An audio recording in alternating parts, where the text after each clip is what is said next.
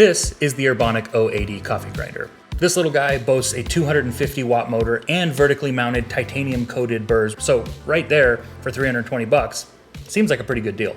It's sort of a quirky, weird little guy, and I was actually going to say in this video that I don't think this is a very good coffee grinder. However, I was hanging out and talking to a fellow coffee friend last night, and we were kind of talking about this grinder, and I told him my thoughts on it, and he didn't disagree, but he also said, keep in mind, it is a budget grinder.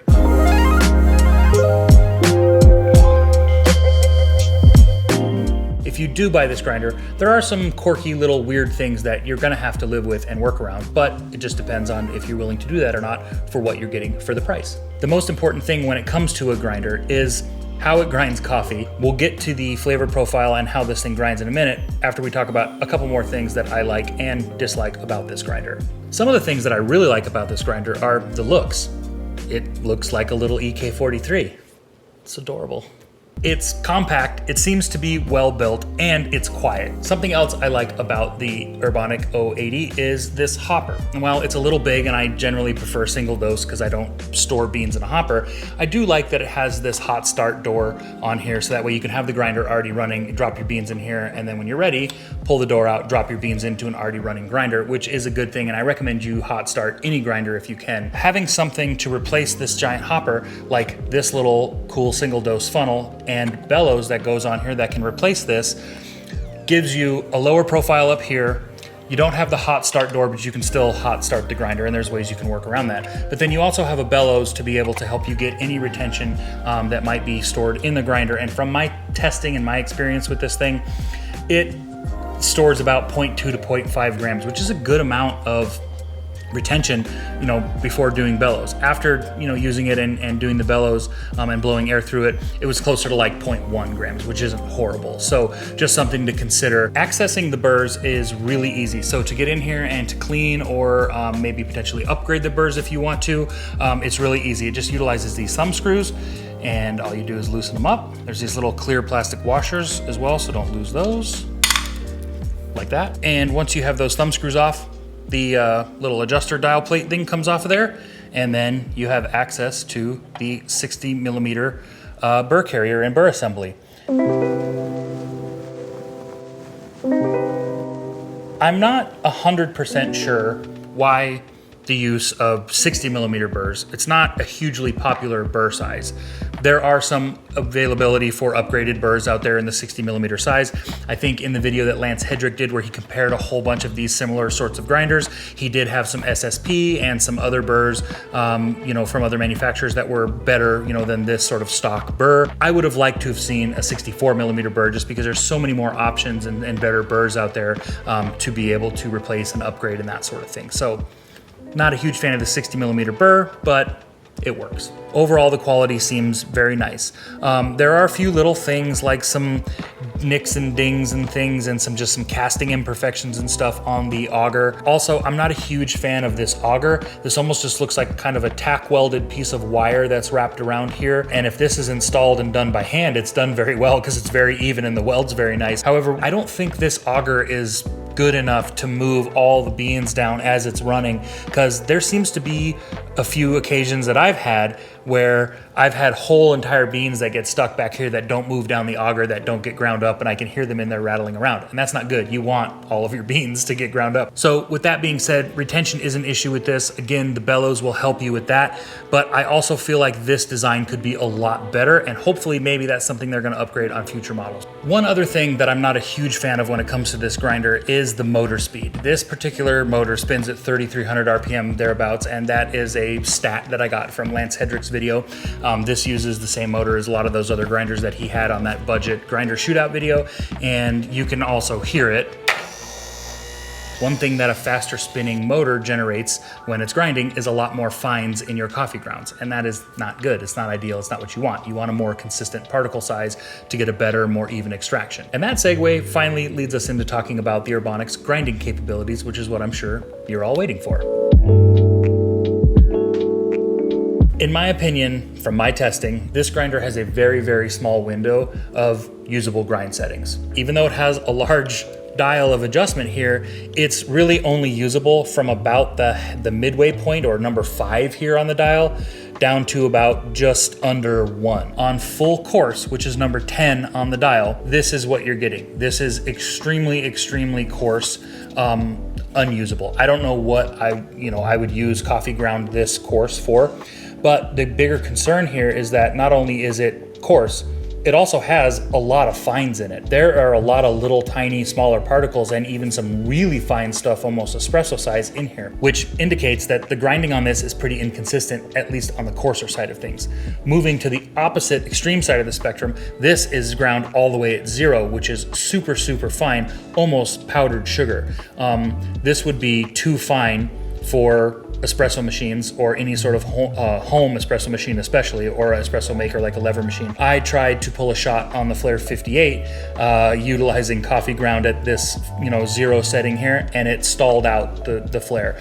I could not pull the lever, and there was no espresso coming out of the portafilter, not even a single drop. So this was way too fine for that. This is ground at setting 5, which is exactly in the middle of the grind settings here. It's still, in my opinion, too coarse to do much of anything with, and still has quite a bit of fines in it. You could maybe utilize this for cold brew, but I feel like with the amount of fines and stuff that are in here, you're gonna get not a very clean tasting cold brew. It's gonna be pretty muddy. And that also sort of translates into this thing's capabilities for filter brew. I have found that even at a tighter grind setting that more mimics what I would typically do for a medium to fine filter grind, there's quite a bit of fines in this, which, leaves you with a muddy cup. The clarity's not very good. You don't have very good definition and separation of flavor notes. And if you're utilizing specialty coffees that have interesting flavor notes, you're gonna wanna be able to taste all that stuff. Filter coffee, I think, is not this guy's game.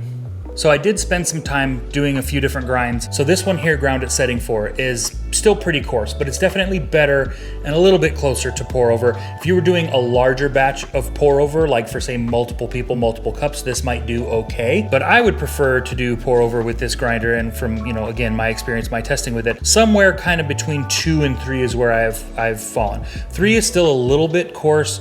2 is better, but there are, again, quite a bit of fines, and so somewhere between 2 and 3 is kind of where I've been with this thing for filter with this particular coffee, and it's been pretty good. 1 here is getting much closer to espresso. This grind was somewhere kind of just under or like right at 1. That just gives you kind of an example of those different grind points from about halfway down to 1. One other thing I wanted to mention, because this is on loan, I didn't have the grounds catch cup that this comes with, but the Option O Lagome Mini magnetic catch cup fits under here quite nicely, and it magnetizes to the base. So that kind of worked out. This grinder also comes with a portafilter base. So if you want to put a portafilter in here, and then it has a button on the back where you can alternate between on all the time or front button on, which allows you to push with a portafilter on here and turn the grinder on. I don't really care for this portafilter holder all that much. I wish there was maybe a magnet or like some rubber or something to keep it from sliding around on here, but it does come with it as an option if you want to utilize it. With all that being said, the lingering question still is, how does it taste? I'm going halfway, basically exactly halfway between setting 3 and setting 2. And one thing that I like to do to sort of hot start this with the bellows is actually pour my beans in the bellows, and then I put the bellows on like that. So it seems like we've got all the grinds out of there. I've done the bellows a few times here, and I don't hear anything else in the grinder, which is good. Smells really good. Marisa timed that for us. That was 15 grams in about 10 seconds to grind through. And we're basically right at 15.1. So we had no retention in this particular dose. Let's see what this grind looks like. So I got a little bit of the grinds in here from the Ode from earlier, and just sort of comparing them to how this looks from the Urbanic. Grind size very similar. Obviously the Ode with the Gorilla Gear burrs is way more consistent. There is quite a few fines in here with the Urbanic.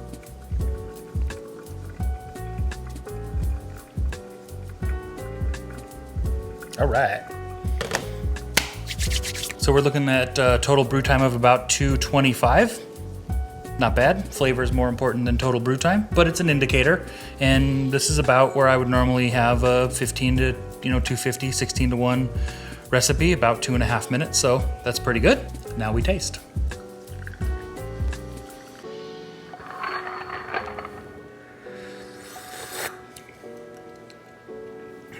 It's definitely not the cleanest cup of coffee I've ever had. Mouthfeel is a little, I like a little bit bigger body in a coffee, but this isn't that kind of body. This is like a muddiness that doesn't quite have real clarity of flavors and just sort of tastes a little unevenly extracted. And that is because of the amount of fines, you know, to larger particle sizes when grinding, you know, a little bit coarser for filter. Let's see how it does on espresso.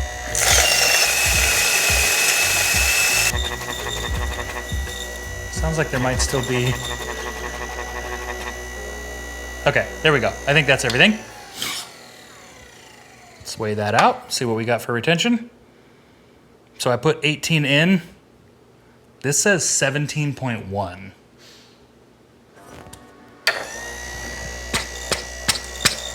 Oh yeah, there's a whole bean in there still, maybe even two. You can hear it. So that's what I was talking about.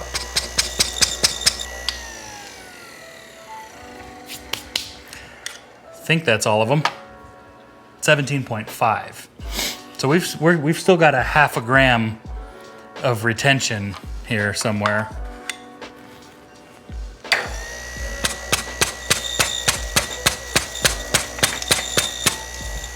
I can hear a bean rolling around inside there.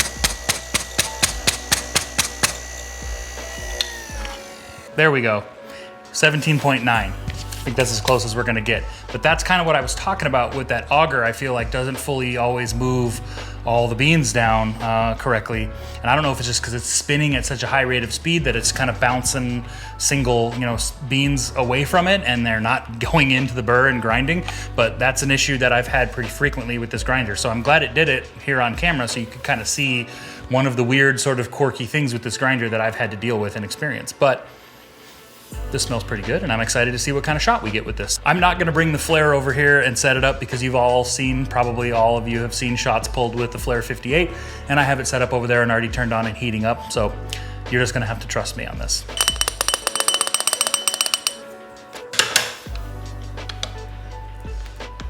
Flare 58 puck screen, we'll go pull a shot. We've got our shot here. This actually looks pretty decent. So that was 18 grams of coffee, 55 grams out roughly in about 25 seconds. So not a bad shot. I probably could have tightened up the grind a little bit, but overall looks pretty good.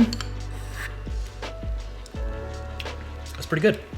That's actually pretty good. That's actually really good. I'm impressed. This is a tasty shot. I would not be upset if I got this in a shop. It's got great, you know, overall flavor. It's got good sweetness and acidity. I'm getting a lot of the flavor notes like strawberry and chocolate mousse and stuff that's in this particular coffee. And it's pretty good. So if you've made it all the way to the end of this video and you remember what I said in the beginning, before my long drawn out rambles of how I feel like this grinder is better for espresso, for home use, if you're primarily doing espresso, this is why. Because of the motor in this thing spinning at 3,300 RPM, you get a lot more fines in that coarser ground coffee for filter.